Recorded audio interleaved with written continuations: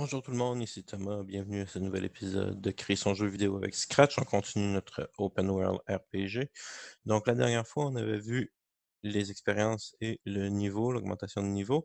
Aujourd'hui, on va travailler un petit peu l'animation en vue de préparer les ennemis et les dommages qu'ils vont nous faire. Donc, une des choses que j'ai remarqué, qu'on a remarqué dans l'animation, c'est que mon animation de repos revient toujours par en bas, à la direction 180, même si ma direction est 0, moins 90, 90. Donc ça, je vais vouloir corriger ça et mettre une animation de repos dans chaque direction. Et une autre chose que je vais vouloir faire, c'est de mettre un dommage. Donc quand je fais du dommage à mon joueur, au lieu de simplement perdre un cœur, par exemple, je perds un cœur. Donc, au lieu de simplement perdre un cœur, j'aimerais aussi qu'il y ait une petite animation et aussi que je ne puisse pas bouger pendant cette animation-là. Et ça va nous permettre de préparer le terrain et d'avoir un nouveau système d'animation plus complet qui fonctionne. Donc, en partant, si je regarde comment mon animation fonctionnait la dernière fois qu'on l'a fait, je vais aller voir ma liste d'animations. Donc, j'ai mis différentes animations ici. Et je détermine l'animation quand je donne la direction à mon joueur.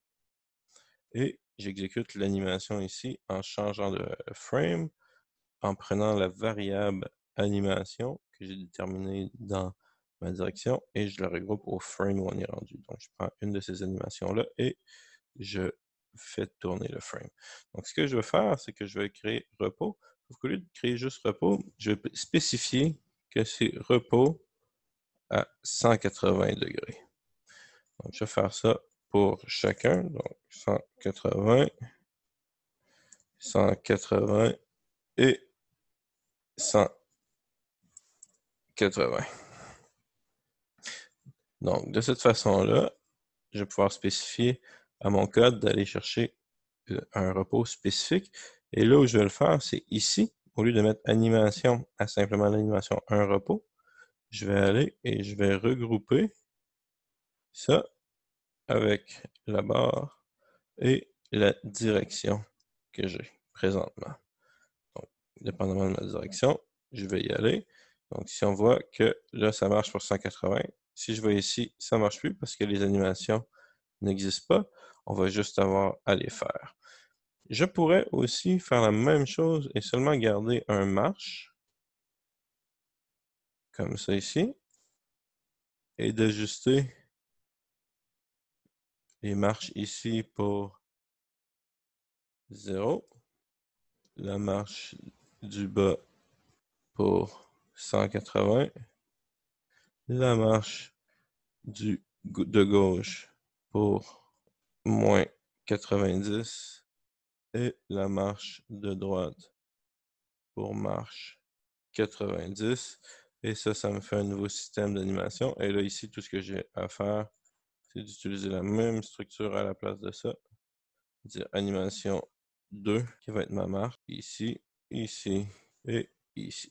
Bien sûr, il va falloir aller terminer de renommer tous nos costumes. Donc, pas juste marche ici, mais bien tous les marches bas. Et il va falloir aussi faire pour chaque costume dupliquer. Par exemple, pour ma marche du haut, ici, je pourrais dupliquer ma marche du haut et là dire repos, et c'est repos 0, 1. Et là, ce que je vais faire avec repos 0, 1, je vais le dupliquer. Je vais faire un petit peu plus bas, un petit peu plus large. Je vais redupliquer le premier, le glisser en position 3, même si la position ne change pas à cause de la façon dont mon code est fait. Et je vais reprendre lui qui est un petit peu écrasé pour faire repos 4, comme ça ici. Et là, j'ai un nouveau repos vers le haut, sauf que j'ai fait une faute dans repos. J'ai mis le haut au mauvais endroit, donc ça ne fonctionnera pas étant donné que notre système est programmé pour utiliser les mots, choisir la bonne animation. Si je l'écris comme il faut, maintenant, repos, on l'a ici aussi. Il va falloir faire ça avec les deux autres directions qui nous restent. Il va falloir changer le nom de tous les costumes ici pour refléter avec les degrés. Et voilà, en fait, une fois que c'est fait, ça ressemble à ça. Donc, vous avez les noms de chaque animation avec la direction et le frame de cette animation-là. Si vous remarquez, mon animation idle ici versus ici n'est pas à la même vitesse. Celle-là est plus rapide que celle-ci. En fait, c'est parce que, si on regarde le repos ici, j'ai mis haut, bas, haut, bas. Et ici, j'ai mis haut, bas, bas, haut. Donc, ça fait l'effet qu'il reste plus longtemps. Donc, c'est un changement dans le style de l'animation. Donc, la séquence va donner une animation différente. Vous remarquez ici. Donc, pour le changer, si vous voulez, on a simplement à changer le nom des costumes. On n'a même pas besoin de changer l'ordre ici. On peut si on veut, mais sinon, l'animation, puisqu'elle fonctionne avec le nom, ça marche. Même chose, on n'a pas besoin nécessairement que les repos soient tous ensemble ou dans un ordre particulier. Ça marche vraiment avec le nom des animations, puisqu'on va aller chercher ici, regrouper animation, petite barre, frame. Et ici, j'ai même plus besoin de garder ça.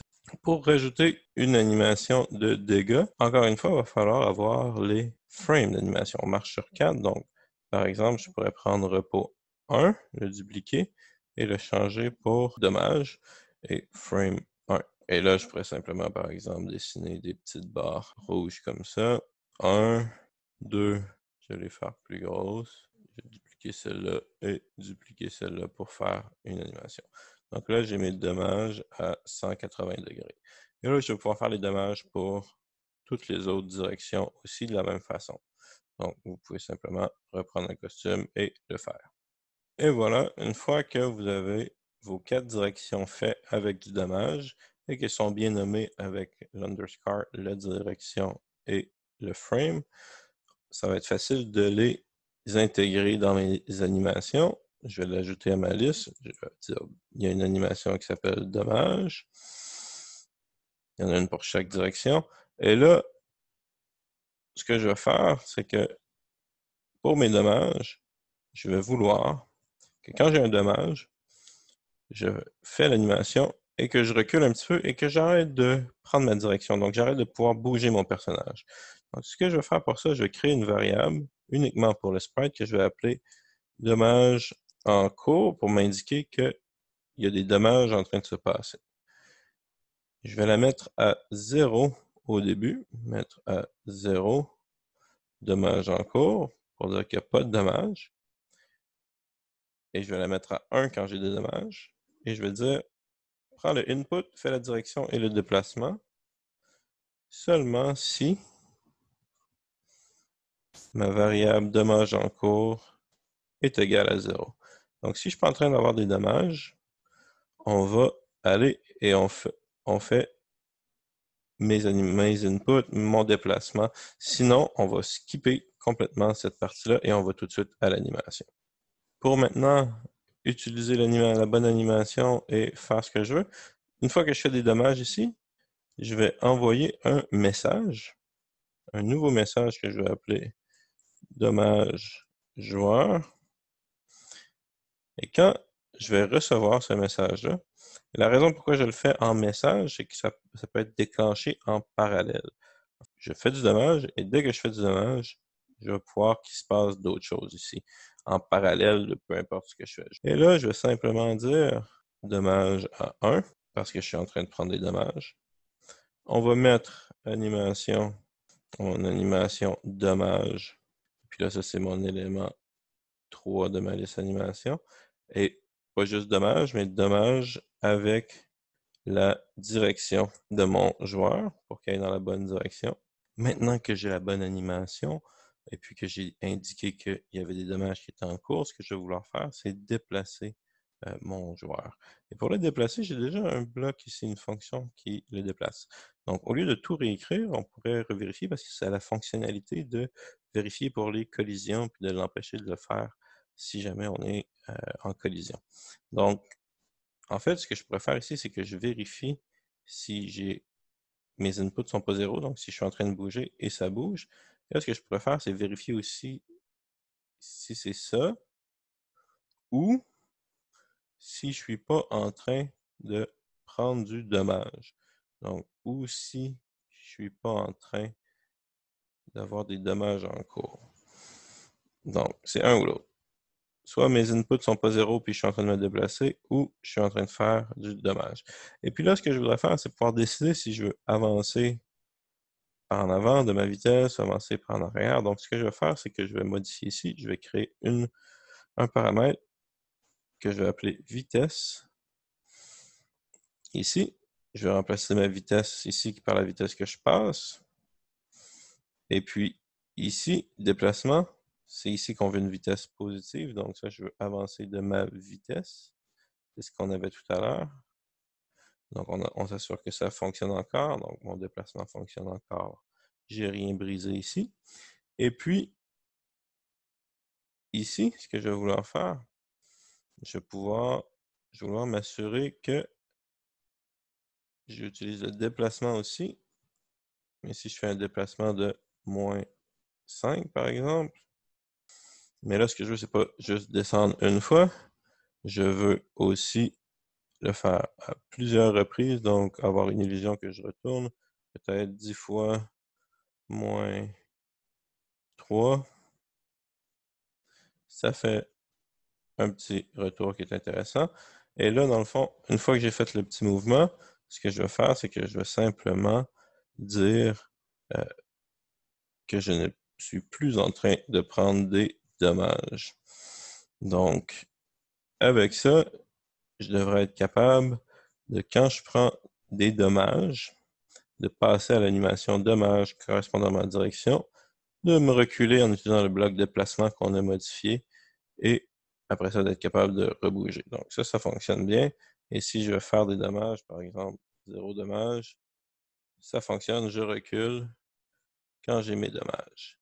Donc, j'ai modifié un petit peu mon système d'animation pour rajouter des animations de dommages et d'être capable de prendre en compte la direction ici.